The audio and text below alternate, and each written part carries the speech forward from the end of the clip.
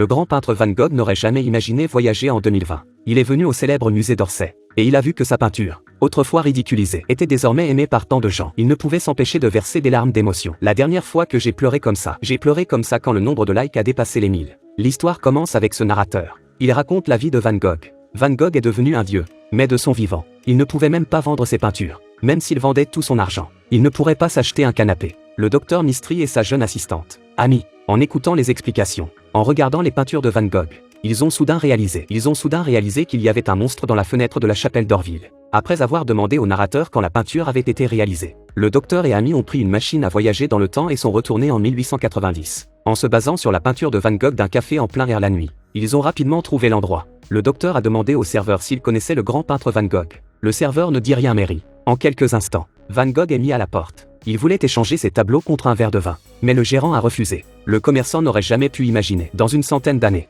ce tableau pourrait acheter leur ville. Amy est intervenu et a offert un verre à Van Gogh. Au cours de la conversation, ils ont admiré le travail de Van Gogh. Mais Van Gogh s'est dit « I know it's terrible.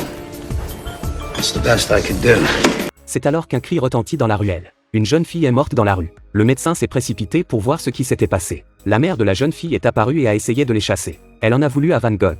Elle pensait que les peintures de Van Gogh avaient attiré quelque chose de mauvais. Piégé, le trio s'est enfui. Le docteur et Amy n'avaient pas d'autre endroit où rester que chez Van Gogh. À quoi ressemblerait la maison de Van Gogh? Lorsque la lampe à huile est allumée, ils peuvent voir tous les tableaux de la maison. Tous deux ont été choqués et sont restés sans voix. Mais Van Gogh ne s'est pas soucié d'utiliser un de ses tableaux comme dessous de table. Le docteur avait le cœur brisé. Lorsque le médecin s'est calmé, il a demandé à Van Gogh s'il avait fait de la peinture un tapis de table. Il a demandé à Van Gogh s'il avait l'intention de peindre une église. Van Gogh pensait que le médecin voulait discuter d'art avec lui. Van Gogh était tout excité. Il était tellement excité qu'il voulait lui apprendre à peindre. Le docteur ne sait plus quoi faire face à ce comportement presque maniaque. Soudain, Amy a crié de l'extérieur de la maison. Ils se sont précipités dehors. Amy avait été attaqué de façon mystérieuse. L'instant d'après, Van Gogh, dans un état d'agonie, saisit une fourchette et charge le docteur. Cet homme peut voir plus de couleurs que n'importe quel humain ordinaire. Ainsi, le monstre invisible qui se trouve devant lui n'est visible que pour lui. Cet homme est le grand peintre Van Gogh. Pour protéger tout le monde, Van Gogh s'est battu avec acharnement. Mais le monstre a poussé un cri et s'est enfui.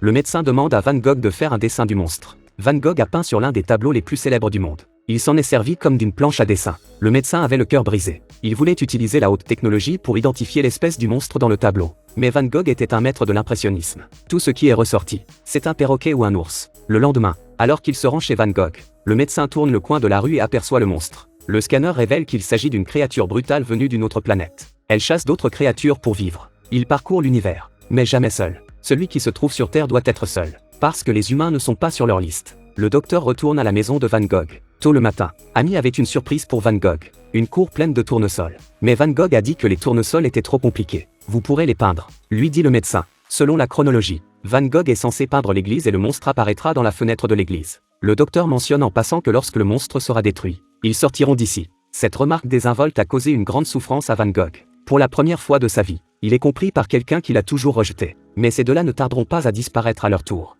Voir l'effondrement émotionnel de Van Gogh. Ils ont dû se rendre seuls à l'église pour tendre une embuscade au monstre. Pendant qu'ils préparaient leur équipement, Van Gogh était prêt à partir. Il avait compris, puisqu'il était destiné à se séparer. Pourquoi ne pas profiter de ces derniers instants avec ses amis? Ils arrivent tous les trois à l'église et le docteur dit à Van Gogh de commencer à peindre. La nuit tombe. Le monstre apparaît enfin à la fenêtre de l'église. Le docteur dit à Van Gogh et à Amy d'attendre à l'extérieur de l'église. Il est allé s'occuper du monstre lui-même. Mais comme il ne pouvait pas voir le monstre, il a été projeté par le monstre. Quand il a entendu le docteur crier, Amy s'est précipité. Ils ont tous les deux failli être tués. Ils ont dû se cacher dans le placard. Mais le monstre ne les a pas laissés partir. Van Gogh est apparu et les a retenus un moment. Ils ont couru dans une autre pièce. Le docteur essaya de raisonner le monstre à travers la porte. Mais il n'y parvint pas. Van Gogh vit le monstre tourner autour de la pièce. C'est alors que le médecin s'est rendu compte que les yeux du monstre étaient aveugles. Il ne pouvait donc entendre que la voix du monstre. La voix du docteur fut instantanément reconnue par le monstre. Van Gogh s'est à nouveau avancé. Il a levé son chevalet pour bloquer l'attaque du monstre. Au cours de la lutte, il a accidentellement poignardé le monstre dans la poitrine.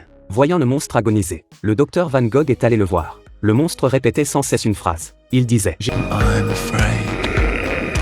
I'm afraid. » Il s'avère que le monstre a été abandonné par ses compagnons après être devenu aveugle. Par peur, il a attaqué aveuglément l'humain qui avait émis le son. Il ne pouvait pas les voir et il ne pouvait pas le voir. Il ne peut donc que se blesser mutuellement. Il est comme un Van Gogh solitaire que personne ne voit ou ne comprend. Le monstre qui a été détruit. Ils sont tous les trois allongés main dans la main sur l'herbe. Ils se sentaient à l'aise et profitaient de leurs derniers moments ensemble. Van Gogh regarde les étoiles. Il était plein d'étoiles étincelantes. brûlante et rugissante. Le ciel étoilé dans les yeux de Van Gogh est devenu une peinture magnifique avec la magie de la nature. C'est la célèbre nuit des étoiles et de la lune. Van Gogh a offert son autoportrait aux deux hommes. Bien que le tableau vaille des centaines de millions de dollars, le docteur et amis ont poliment refusé. Et le docteur allait offrir un cadeau spécial à Van Gogh. Le célèbre peintre Van Gogh est monté dans une machine à remonter le temps. Il s'est rendu au musée d'Orsay en l'an 2020. Il y a vu que ces tableaux, qui n'avaient jamais été reconnus, ont leur propre galerie. Des gens de tous âges et de toutes couleurs admirent ces tableaux avec la même exclamation. Les yeux de Van Gogh rougissent. Le médecin appelle l'interprète du musée. Il lui demande de décrire la place de Van Gogh dans l'histoire. To me, Van Gogh is the finest painter of them all. Certainly the most popular, great painter of all time. The most beloved. His command of color, the most magnificent. He transformed the pain of his tormented life into ecstatic beauty. Pain is easy to portray, but to use your passion and pain to portray the ecstasy and joy and magnificence of our world, no one had ever done it before. Perhaps no one ever will again. To my mind, that strange, wild man who roamed the fields of Provence was not only the world's greatest artist, but also one of the greatest men who ever lived. Thank you, sir. Thank you. You're welcome. You're welcome. Le docteur renvoie Van Gogh à sa place. Van Gogh a dit qu'il affronterait l'avenir avec positivité et soleil. Ami pense que ces jours vont faire changer d'avis Van Gogh sur le suicide. Ils sont retournés à la galerie. Ils s'attendaient à voir des centaines de nouvelles peintures de Van Gogh sur les murs. Mais elles ont été déçues. Van Gogh souffrait d'une grave dépression. Van Gogh, qui souffrait d'une grave dépression, a choisi de mettre fin à ses jours un mois après leur départ. À l'âge de 37 ans, il semblait que rien n'avait changé pour eux. Mais très vite, ils se sont rendus compte. Le monstre de l'église d'Auvers avait disparu. Et sur les 12 tournesols dans la partie la plus profonde de la galerie, il y avait une petite inscription, dédiée à ami Vincent Van Gogh. Bien qu'il n'ait pas pu changer le destin de Van Gogh, mais l'apparition du docteur et d'Ami apporta un rayon de soleil et un cœur plein à Van Gogh. L'histoire réelle ne sera peut-être pas rétablie. Ce film est plutôt une lettre d'amour à Van Gogh. Pour lui rendre hommage à notre époque, il a laissé derrière lui tant de peintures précieuses.